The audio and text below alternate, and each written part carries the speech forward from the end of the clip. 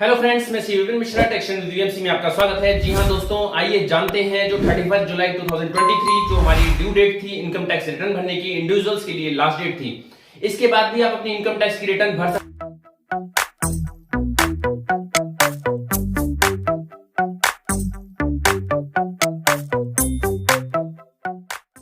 सकते हैं। ऐसा नहीं है कि आप अपनी इनकम टैक्स रिटर्न नहीं भर सकते, लेकिन अब आपको अपनी जो रिटर्न है उसमें सेक्शन चेंज करना पड़ेगा। वो सेक्शन चेंज होगा 139(4), यानी कि बिलेटेड रिटर्न के अंदर आप अपनी इनकम टैक्स रिटर्न भर सकते हैं और इसमें आपको पेनल्टी भी देनी पड़ेगी, यानी लेट फीस देनी पड़ेगी। किसको देनी पड़ेगी लेट फीस?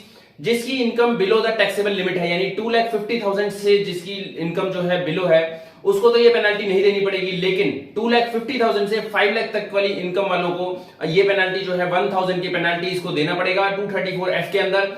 एंड अगर आपकी इनकम 5 लाख से ऊपर है तो आपको ये पेनल्टी 5,000 तक देनी है। तो यानी अगर आपकी इनकम टैक्स की रिटर्न रह गई है तो आप अपनी लेट फीस पे करके आप अपनी इनकम टैक्स की रिटर्न भर सकते हैं। लेकिन हाँ, एक बात का ध्यान रखना जरूरी है कि जो अपनी बिलेटेड रिटर्न होती है इसके अंदर आप अपना लॉस को कैरी फॉरवर्ड नहीं कर सकते हो, क्योंकि लॉस को कैरी फॉरवर्ड करने के लिए जो इन्होंने लास्ट डेट दे रखी है, यानी ड्यू डेट से पहले अगर आपकी इनकम टैक्स की रिटर्न भरी जाएगी तो ही आपको लॉस का कैरी फॉरवर्ड मिलेगा।